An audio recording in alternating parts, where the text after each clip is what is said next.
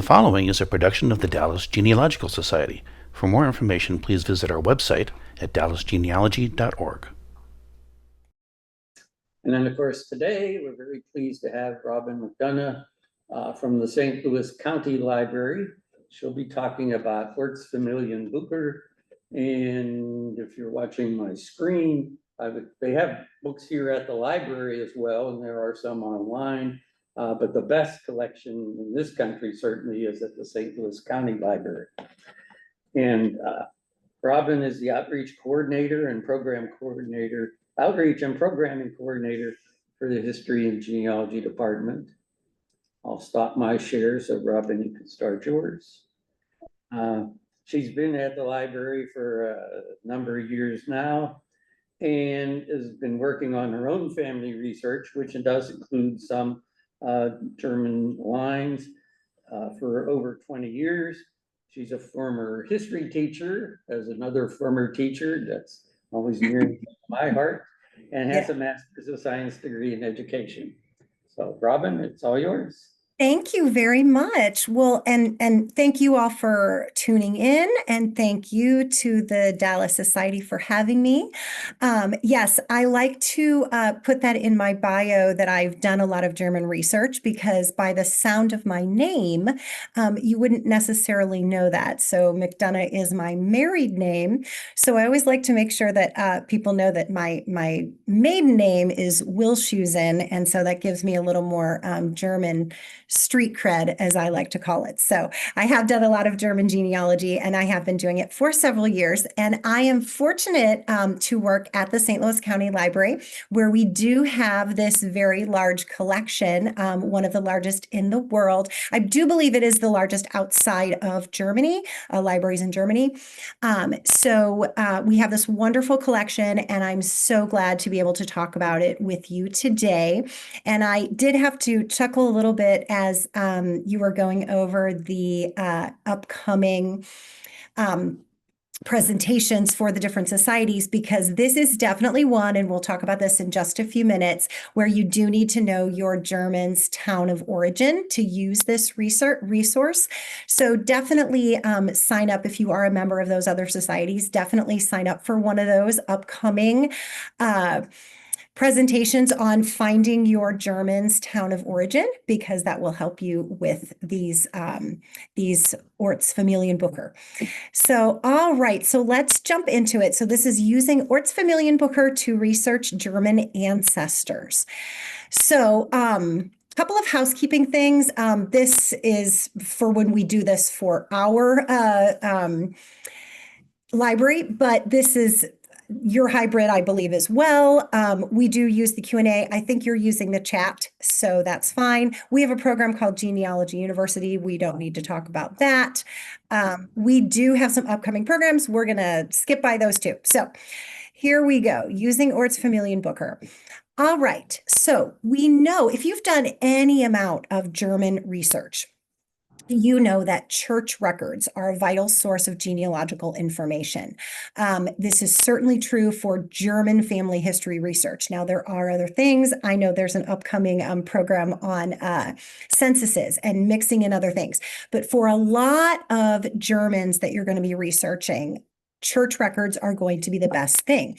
A lot of these early Germans, they were farmers. They didn't necessarily leave a big footprint where they were living. Maybe they didn't take a census. So church records are kind of one of those tried and true genealogical resources for researching them.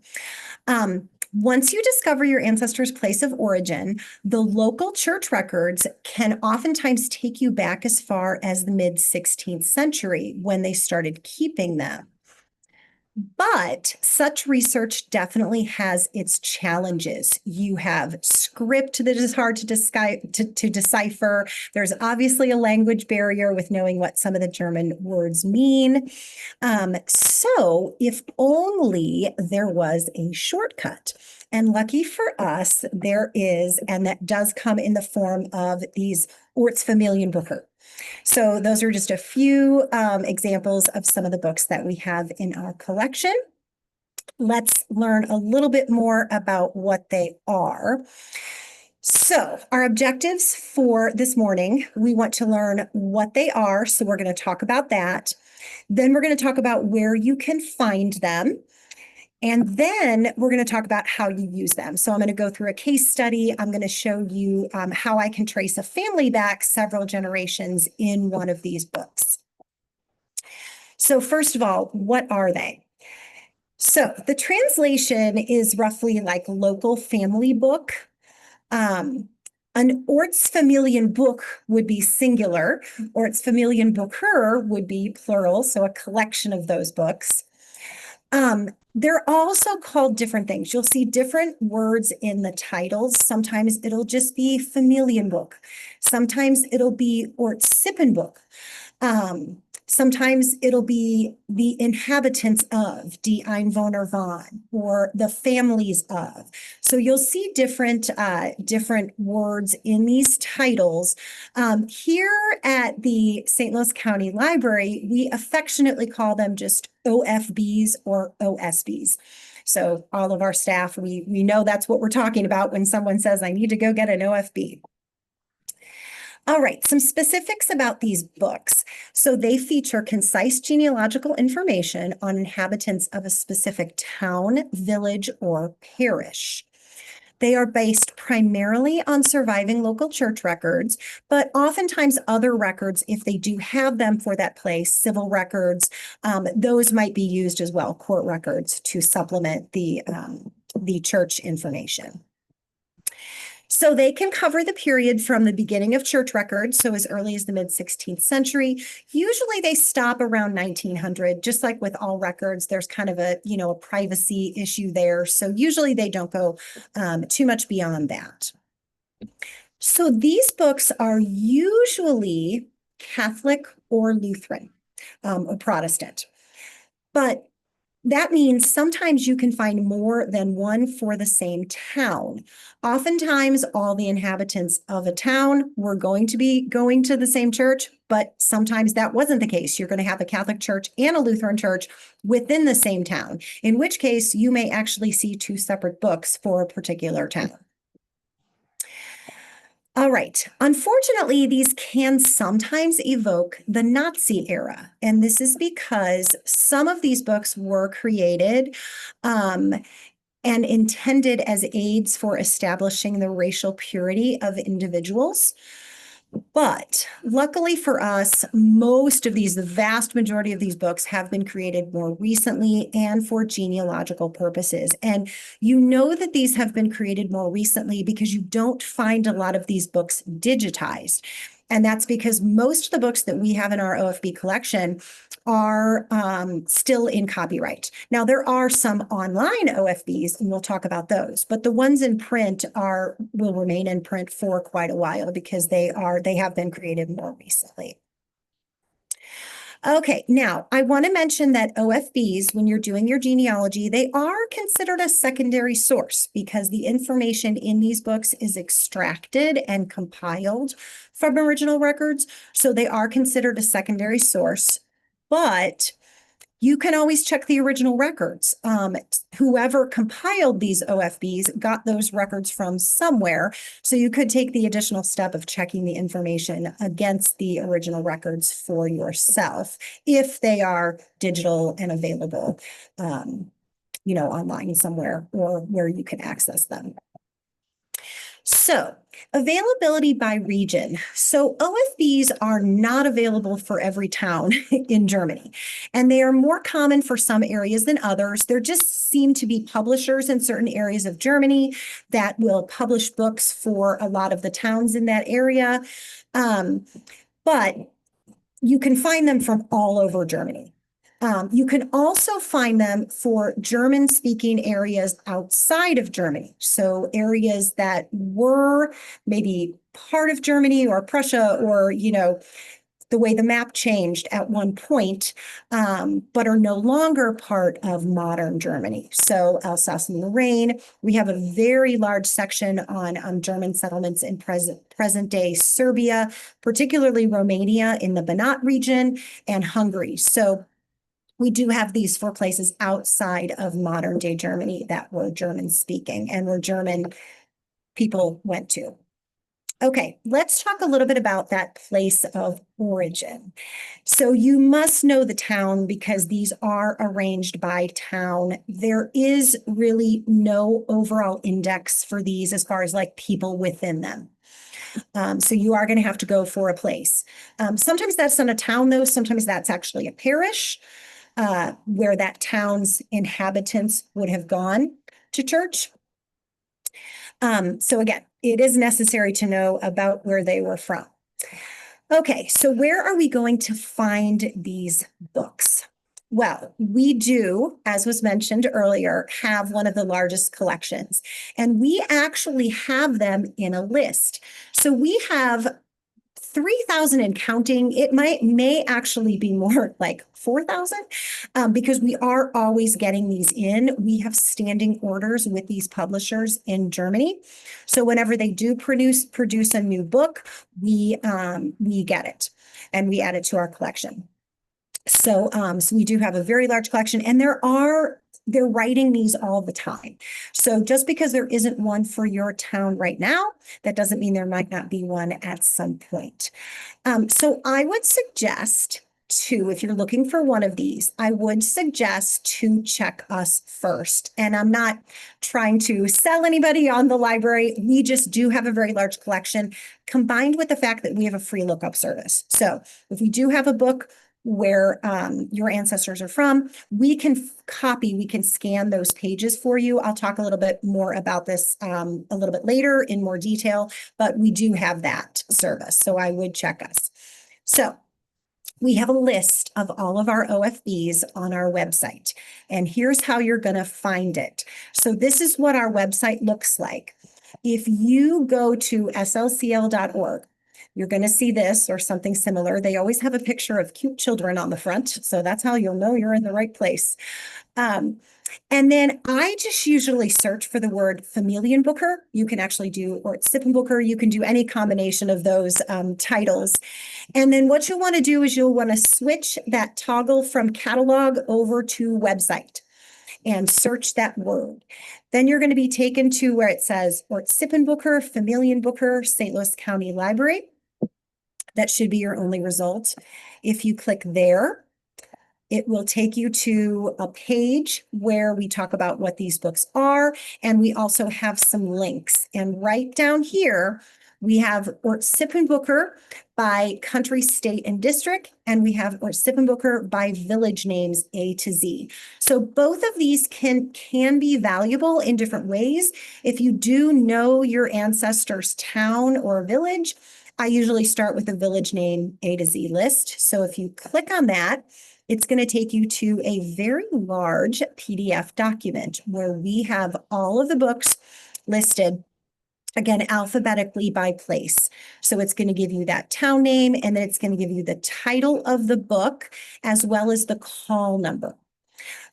So I encourage you when we're finished here, for those of you with those German ancestors and you know the town, I encourage you to check to see if your town is on this list, because again, it is a great sort of cheat sheet instead of, going through and reading through all those German records, which is fun. And, it's awesome to do that. This just gives you a little cheat sheet. This list is current as of December of 2024. So we usually update it at the end of every year. So we will have an update coming next month, December 2025. So anything that we have received this year is not going to be in this list. So if you don't see your town and you're wondering if maybe we have gotten it in this year, I would encourage you to instead use our card catalog and go ahead and type in the name of your German town and see if it pops up in the catalog, because those books will be cataloged in our system. They're just not on this list because one of our staff members has to update this list with those new towns. All right, so this is going back to that page, and I want to show you some other things. If you scroll down on that page, we do have a map. So not only do we update the list, but we also add points to this Google map to show you where we have the books. So that's something that you might want to look at. And then also, if you still have questions after this program, We have an older version of this talk on our website. If you click on it, it'll take you to YouTube and you can watch that version if you still have some questions. And that was a different presenter. So again, that might be good to do. All right. And if we scroll down, we also have some more information about online OFBs and where you can find a list of OFBs in print. So that's down there on the bottom as well. Okay, let me talk a little bit about our lookup service if we do have a book that you're interested in. So same process, if you go to our website and just type in the word lookup, again, move that over to website, it's going to take you to these results. If you click on lookup request, and then if you scroll down on that, you can go ahead and tell us what you're looking for. So in this case, you will choose a book. And if you would give us the title of the book as well as the call number. And most importantly with these OFBs is you're going to want to give us the surname that you're looking for, because you'll see in a minute that the way these books are organized, they're alphabetical by surname. So what we typically do is when you give us a surname for a family that you're looking for in that book, we typically copy all of the pages for you for that surname. Because the way this works, and again, you're going to see this in a bit, is you're going to be working backwards through the book. And you're going to need all of the people in, with that surname, a lot of the people with that surname, not all of them. And you are also going to need other pages with other surnames because you'll get to, you'll want to find these women's maiden names for those ancestors. So you may end up requesting more pages, and that's fine. And then we sometimes have people who, if they're located not too far from St. Louis, they want so many pages out of the book because their family has been in that particular town for many, many generations. They'll actually just end up paying a visit so that they can look at the book themselves. So we had a gentleman in there doing that this past week. So, okay. We also have lists of books on this website. Now, this is from the GenWiki website. This might look familiar to you when you see it, but they have a list of all OFBs in print. So if you click there, what I will sometimes do too, especially if this is what you want to do if you don't see your book on our list. Okay. And you're wondering, well, St. Louis County Library doesn't have it. Is there a book that has been published for this town? So if you click on that link, it's going to take you to this page. And this is part of CompGen. So if you use CompGen for any German genealogy, that's when I said this might look familiar. So if you, I usually translate to English, so it's just a bit quicker to read. If I translate that, it's their page on local family books. And if you scroll down, you'll see that they have a list of all of the books that they are aware of that have been published. So you can see if one has been published for your town. So we're going to use the example of this book right here. It's for a town called Flechtingen. And this is one that we have, but I'm just going to show you kind of what this looks like. So you can click on that book. It'll show you a picture of the book. And then if you scroll down, you'll also see a register of names that are mentioned in the book. In this case, my ancestors that would have been living in this town are Ron. So I see that Gran is listed right there. So I know that this might be worthwhile to pursue because there are Grans mentioned in this book. Then what I would do is I would go to WorldCat and I would put in the name of that book, the title of that book, in this case, Familienbuch Flechtingen. And then it'll tell you where you can find that book. So if we scroll down, we see the list of libraries. Now like I said, we do have this one. So we are the first library listed, and then the Family Search Library has it. And then you go to Germany. So, so for this one, you would definitely want to contact us if you have ancestors in this town. Right there. Okay, so let's talk about how these books are organized. We kind of know how to find them. Let's talk about how they're organized. So they are alphabetical. So they're going to present the genealogical information alphabetical by surname and then chronologically with listings for individuals. So they're going to use a somewhat standard format and symbols and abbreviations to make these pretty easy to decipher, even if you don't know German. So that's helpful. Each book usually contains source information and keys where they're going to tell you what their symbols and what their abbreviations mean. They usually also contain an index, although the index is usually not all that valuable because the people are listed alphabetically anyway by surname. Another nice thing that they do is they will often group people together with surnames with variations on the spellings. So they'll give you a list of people with a specific surname, but it'll say this also includes people who spell this name this way and this way and this way. So that's nice, but not everyone does that. So if your ancestors have a German surname that can be spelled different ways, make sure you do check for those variations in the book because they don't all do that.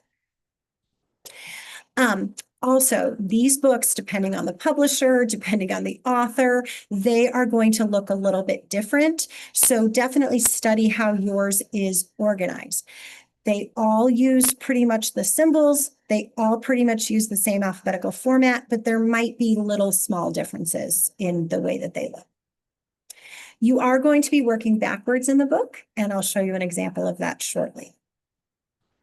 These are some of the common symbols that you're going to see in these books. You're going to have an asterisk for a birth. You're going to have a tilde symbol for a baptism. You're going to have two rings or what kind of looks like an infinity symbol for marriage. A death is going to be a cross. And a burial is going to be, this is the one that I say, well, it kind of looks like a coffin. It's a rectangle for a burial. So you will pretty much see those. Those will be pretty much standard across most of the books. I like this website's very simple, just explainer of the different symbols. It's the Ostfriesen Genealogical Society of America, OGSA. So if you want just kind of a simple chart, they have one on their website. All right, so now we know what they are, we know where to find them. We're going to take a look at an example. So we're going to look at the Kolb family. So the Kolb family is found in this particular OFB. It is called Familienbuch Dieborg, 1603 to 1900. And this is a book that we have in our collection. So that's what the outside looks like. I will caution you though, I picked this one because it has a lot of detail in it. It can kind of show you what you can find in these books. But I will say that a lot of them do not have this much detail. So I don't want you to be disappointed if your ancestors are in an OFB that doesn't quite have this much detail. This one has a lot of information about the individuals in it. All right, so in this book, they do have sources. So that's important. You do want to cite your sources. You know, if you're not applying to a society, a lineage society, or if you're not writing a book, or, you know, if you're doing casual genealogy, you might not always cite your sources absolutely correctly. But if for no other reason, then, you know, you might want to know to look back at something later or to double check something.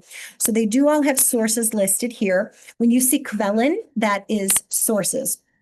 So you can see from this book, they're actually getting the majority of these records from the Roman Catholic Church in Dieborg, but they've supplemented with other records as well for this one. So that's why they have a lot of, it's very colorful. They have a lot of information in here. Also, the priest in this parish was writing down a lot of information about these people, and sometimes they don't do that. So in the church books.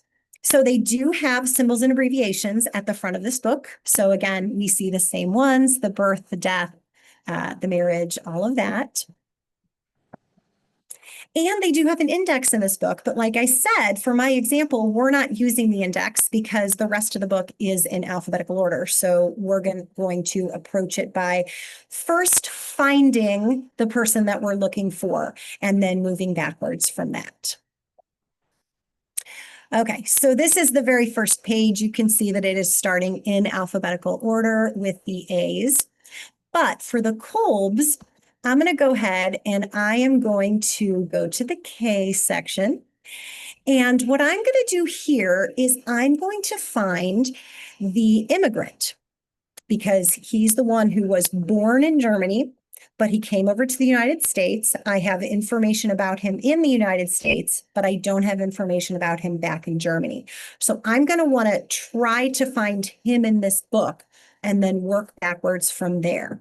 So in this case, again, just to reiterate, start with the immigrant or most recent ancestor and work backward. So in this case, this particular ancestor is who we are looking for. So I'm going to blow this up so you can see it in more detail. So this particular ancestor is named Franz Xaver Kolb. So he would be Francis Xavier here in the US, but he's Franz Xaver Kolb. So we've identified him as the ancestor. So I want to point out some of the things in this record. Again, this one has a lot of detail, but I want to point out some of the things that you can find in these books.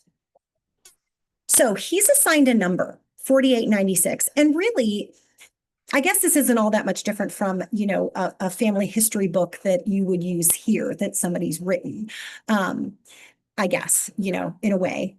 But I guess those usually kind of go forward, whereas this one, well, I guess that those would go back as well. But all right, so we've got our immigrant here. He's Franz Xaver Kolb. We see that he's assigned a number.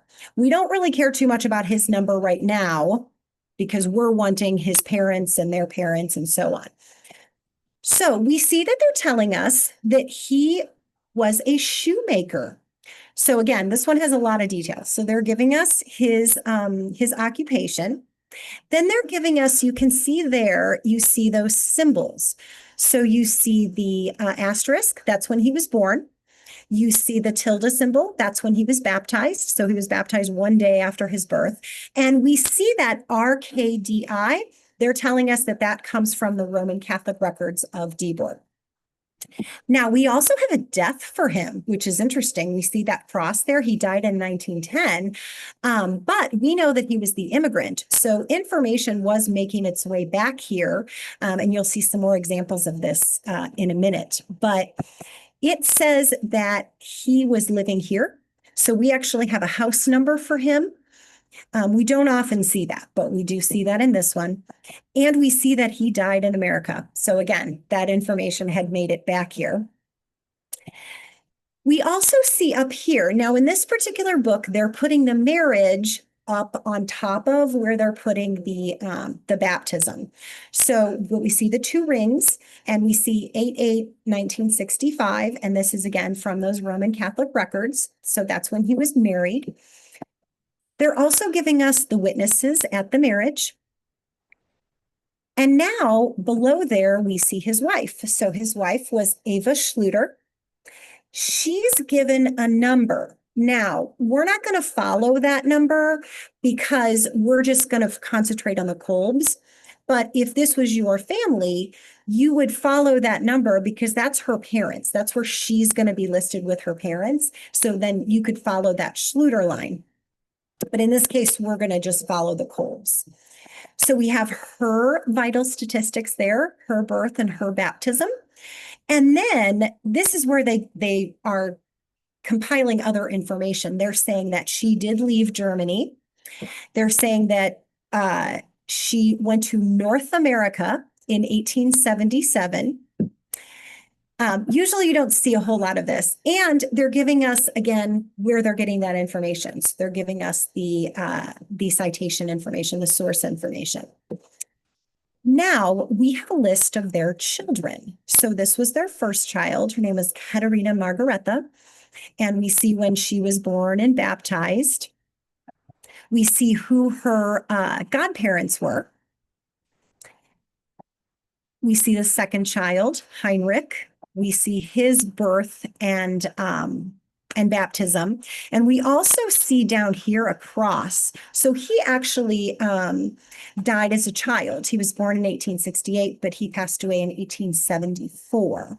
And he was buried in the Roman Catholic Church. He had a burial in the Roman Catholic Church. So that's what they're telling us there. We have another child, an Anna Maria, and it looks like she died as an infant. I'm not highlighting that there, but it looks like she was born in 1870 and died in 1870. Then we have a second Anna Maria, we have an Adam, and we have a Joseph. So they're giving us all of those children. Now, the number that I really want to call your attention to is this one up here, 4888. So 4888 is going to take us to Franz's parents. So that's the one that we want to take note of. And now we want to turn back a few pages because we're on 4896, entry 4896. We want to go back a couple pages until we see entry 4888. All right, so here is where we find 4888. And these are going to be his parents. So we have Franz Anton Kolb. We are learning that he is a bricklayer. And we see when he was born and when he was baptized and when he passed, because that all happened in Dieborg. So he was born in 1797. He died in 1853. Above here, we're going to see his marriage, which took place in 1835. Again, we have witnesses and all of that. His wife was Maria Anna Suzanne May. Again, she has a number, but we're not going to follow that one. But you would if this was your family. And we see their son, Franz Xaver, right there in the entry. Now, I will say one thing that this entry gives us that his entry didn't was his godparents right here. So we have those. All right, so this number right here is going to be the number for his parents. Now, actually, he has two numbers. He has 4882 and he has 4884. 4884 is actually a previous marriage. So Franz Anton Kolb was actually married twice. Maria was his second wife. So we would get the information for his first wife and for their children if we followed the 4884, but we're not going to do that because our person that we're tracing was from this marriage. So we're going to go ahead and go back to 4882 and find out who were Franz Anton's parents.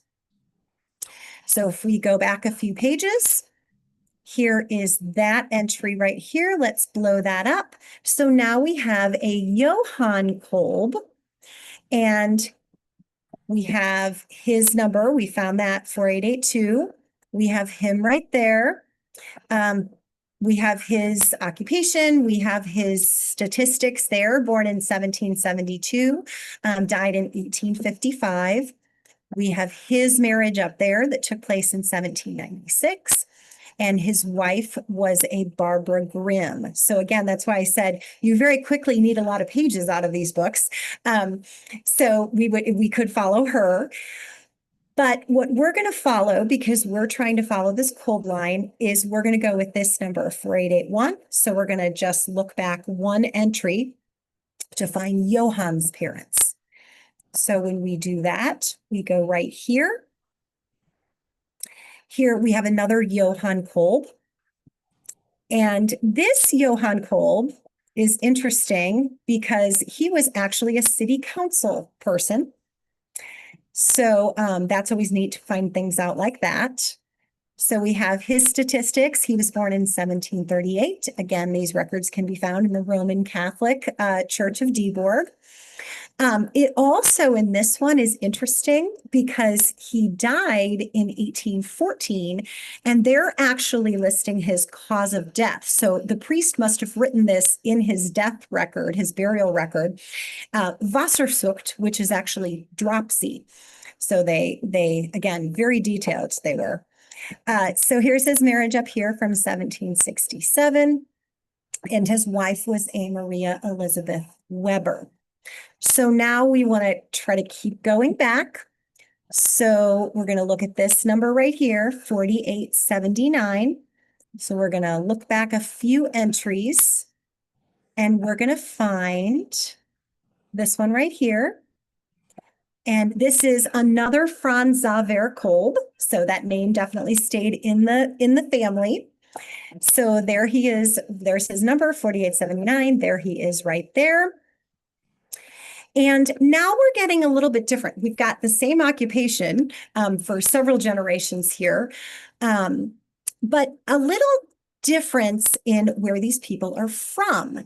So instead of seeing those symbols with the asterisk and with the tilde for the birth and the baptism, we're just seeing 1700 in Vert am Main, and the ERR stands for Erreichnet, or about 1700. So we don't know exactly when he was born, but we do know he was born in Vert am Main, which is a neighboring town to Dieborg. But we do see that he was buried in Dieborg in 1784. So this person came from somewhere else, but that was somewhere in the records. So we know that. He was married in 1733. Again, no details. So he was most likely married elsewhere. And his wife was Amelie, and we don't have her maiden name. She was born about 1704, but she did die in Dieborg in 1799. So as we go back, we're getting a little bit less information because these people were coming from somewhere else. But he does have a number. She doesn't, but he does have a number, 4877. So we're going to follow that number. Couple listings up, and we're here. So we have a Karl Kolb right here. And this Karl Kolb was born about, the UM is also around or about 1670 in Vert am Main. We know that he was also married in Vert am Main in 1696. We do know his father, which is good, and I'll go back to that in a second. We do know his wife was a Maria Barbara Huckel, and she was born about 1674 in Vert am Main. We have his father, like I said, is a Friedrich, but we don't have a number. So we don't have any more information. The people before here were not in Dieborg, so they are not mentioned in the records. But in some record, somewhere, probably I guess it could have been a death. It doesn't look like he passed there, but it must have been listed in something that his father was a Friedrich. So we don't have any more. So we can't go back anymore in the book. But this gave us 6 generations. A lot of great information. Keep in mind, you don't always get that much. You don't always get all of the occupations and things like that. And also, you can tell that these people were living in more of a town. Your ancestors who were farmers, you might get the different types of farmers that they were, but you're not going to have a whole lot of variation in those occupations. This is actually the record. So remember I said, you could go back and prove this yourself if you want to. So these records for the Roman Catholic Church of Dieborg are on Family Search. So this is what they look like. This is actually that first marriage for the immigrant Franz Xaver and his wife Eva. But that's what it looks like. So that's why I said, we can definitely struggle through this if we have to, but the OFB is kind of a cheat sheet. So all of that great information that was typed out for us is written in here. So definitely is a nicer, easier way to look at it. But you can also see too that this priest wrote down a lot of information. So that is great for us in this case. Okay, so yeah, that was their marriage there. All right, now sometimes you can find these online. So remember when you go all the way down to the OFB page on our website, we went to the bottom one, which was the list of OSBs in print. But the link above that is the list of online OSBs that you can get to through that website. So if you follow that link, you get to the online local family books. And if you scroll down, you'll see a list of family books that are online. So I'm going to show you an example of one of those. This is for Narenburg. And so we're going to click on that one. And sometimes it takes a while to figure out what is the right link from here to click on to actually get to the book, or I guess it's not a book, but to the digital pages. But in this case, it's right here. So we're going to click there. And then you're going to go by surname for this one. So we're going to go to the W's, and we're actually going to look at my maiden name, which was Wilshusen. And I did not have ancestors that lived in this particular town, but this is a very close town to where my ancestors are from. And I will tell you that there is no book for where my ancestors are from, at least not yet. But the church records are available. So I was able to trace them back several generations with the church records. But this is a neighboring town, so there were some Wilshusens who lived there. So I'm going to click on the surname right there. And then I get to a list of all of the people who were living in that town, their first names with the surname Wilshusen. And if I pick one, say I pick Diedrich Wilshusen, and then we see that it kind of looks like the page in the book does, where you have his birth, his marriage, list of their kinder or children. So it, again, looks kind of like the book would look. So sometimes you can find those online. All right, let me talk about a few translation tips. So these are easy to read, but sometimes you're still going to run into words that you don't know, whether it's an occupation or some other little kind of note maybe that a priest or a minister had written in the record.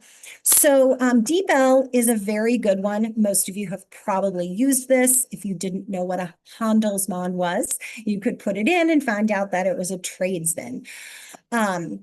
This dictionary is great for anyone doing German genealogy. It's the German English Genealogical Dictionary. So it's different from just a translation dictionary because this focuses on the actual words that you're likely to find in genealogy documents.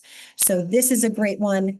I would definitely recommend having a copy of this if you don't already. Our phones and AI and OCR is becoming so good that it will read a lot of these. I don't know if any of you follow Catherine Schober and her genealogy classes, but she did one a week or so ago on AI reading German script. And it has gotten so much better. It has come such a long way. With these books, if you have trouble reading this and you have a phone, you can go to Google Translate, use the Google Lens portion, and hold it up there, and it is going to translate that text for you pretty well. So it's always getting better and better. Another site that I like is Family Search has a really, really good German genealogy word list. And you could just Google, German word list family search, and it should come up. But what I like about it is, again, it focuses on words that you would see in genealogy documents. And I also like the fact that it has a big section on the different types of farmers. So in our Kolb example, they were tradespeople, but a lot of us were going to have farmers. And sometimes it's going to talk about types of farmers based on how large their farm was, whether they actually own the farm at all. And I like how this kind of gives you that information if you didn't already know that. Similar sources. So we have some other books in our collection that are, I would call them sort of OFB adjacent. They're not necessarily OFBs and they don't follow that layout, but they are good for German genealogy. So some of them are Hofgeschichten, which are farm chronicles, Hausergeschichten, building chronicles, Bucher, which are citizen registers, and we have others. So I do want to mention that we do go ahead and put these in our OFB list.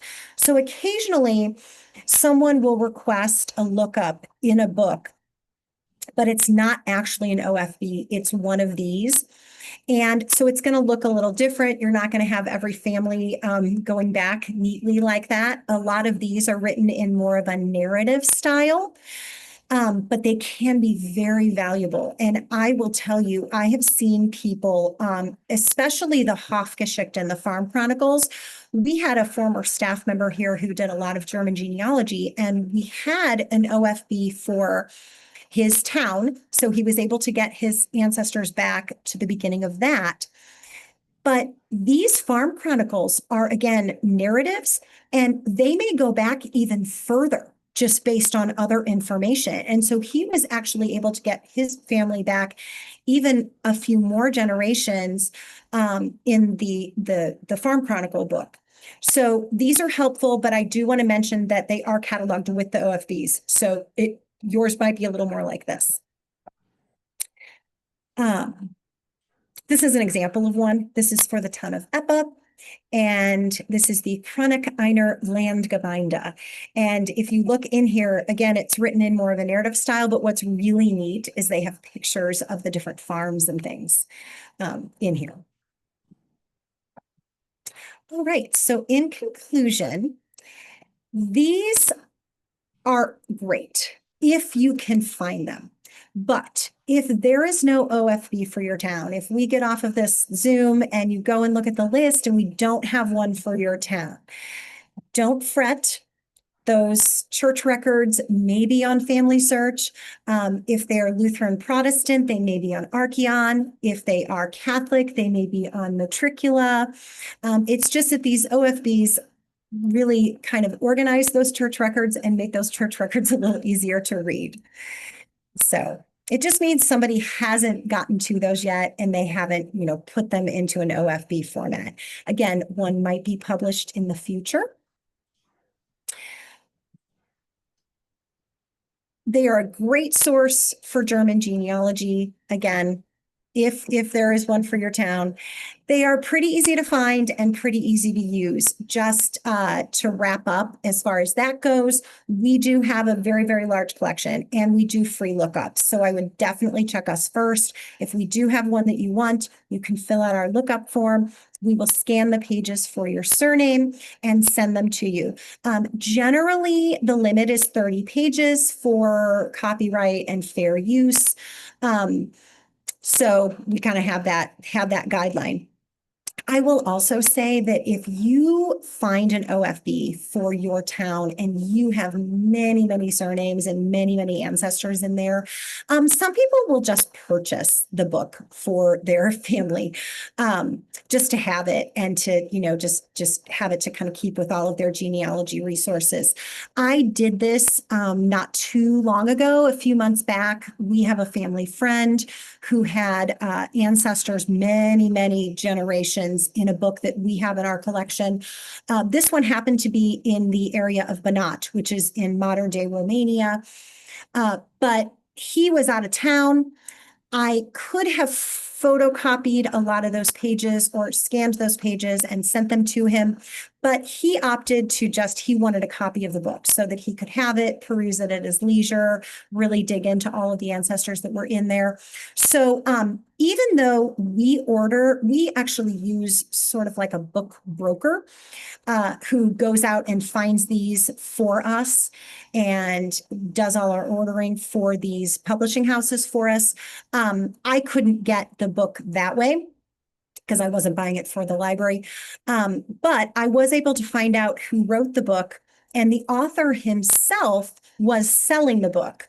So it wasn't a totally easy process. I did have to do a money order. And when the whole thing was said and done, I think it was a couple $100 in total because the shipping was expensive as well. But I was able to secure the book and I was able to give it to this family friend as a gift. Sometimes you'll also find these just on Amazon, or you will find them on the internet if you do want to purchase one. But they are pretty easy to find and use. And if you have any questions about this, you can always email us, genealogy@slcl.org, and we can answer them for you, and we can, help you in your OFB journey. So that's all I have as far as slides, but I would love to answer some questions if anybody has them.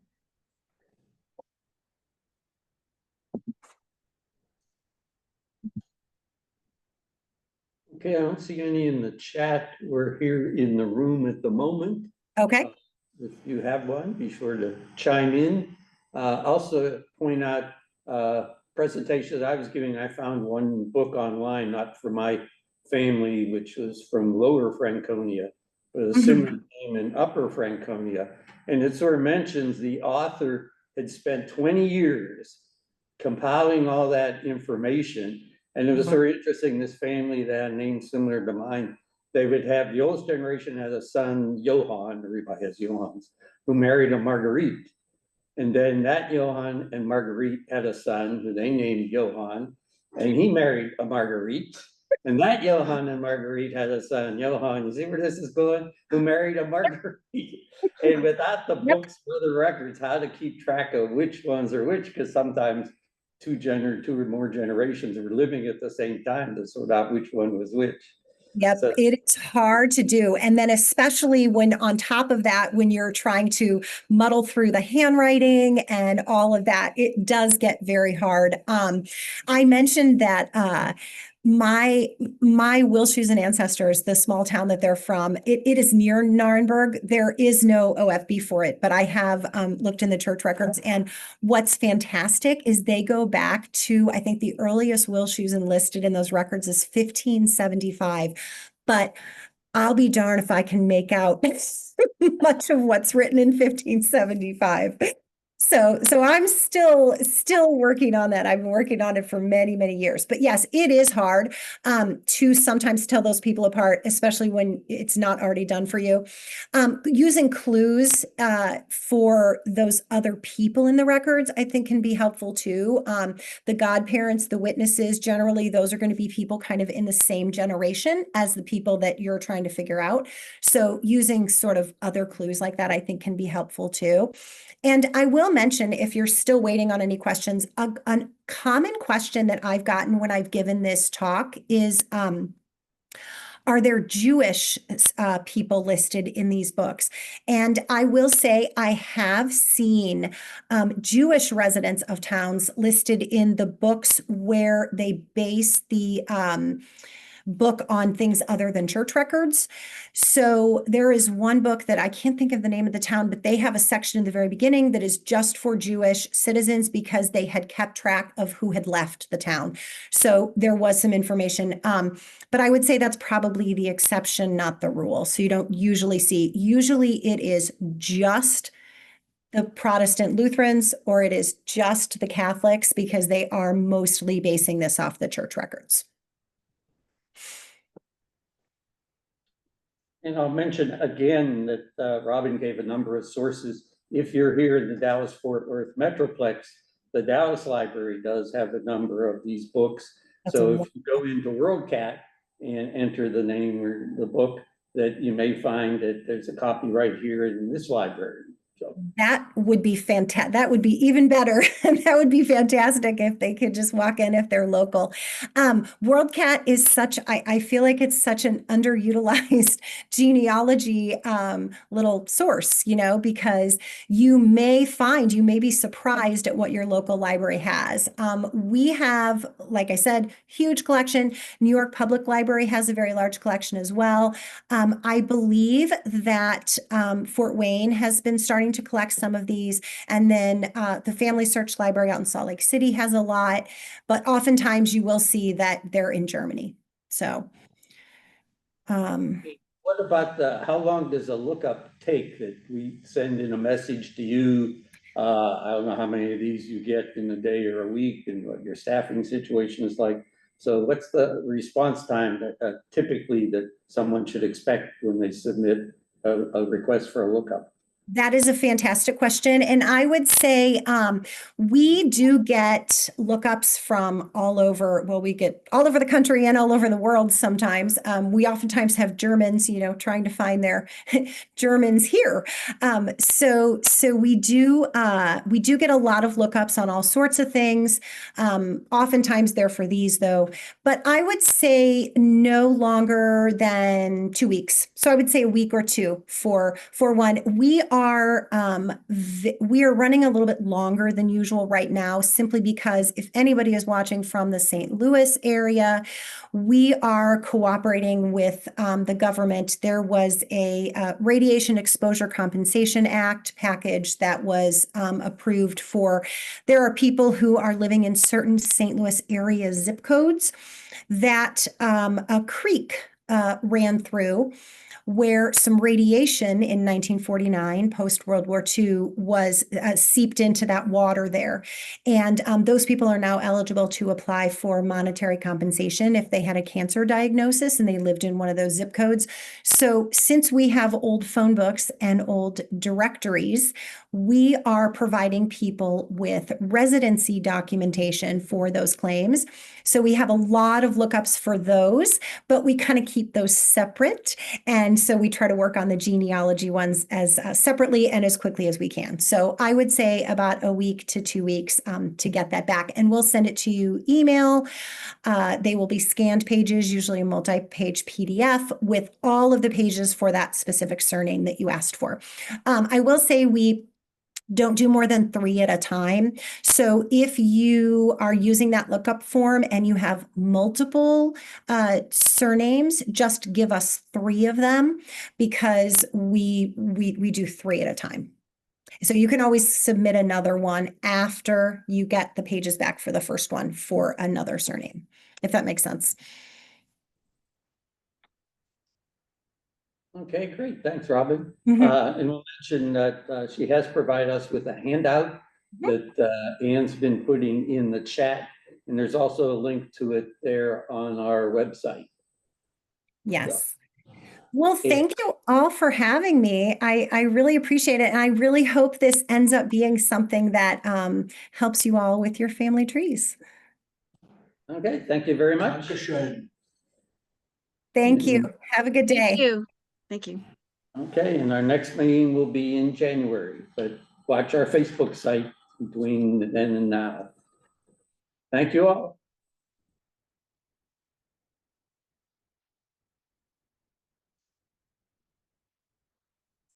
This has been a production of the Dallas Genealogical Society. If you're already a member, thank you. Your fees have been supporting these and other society activities. If you're not yet a member, please consider joining now. Go to dallasgenealogy.org and click on the membership tab.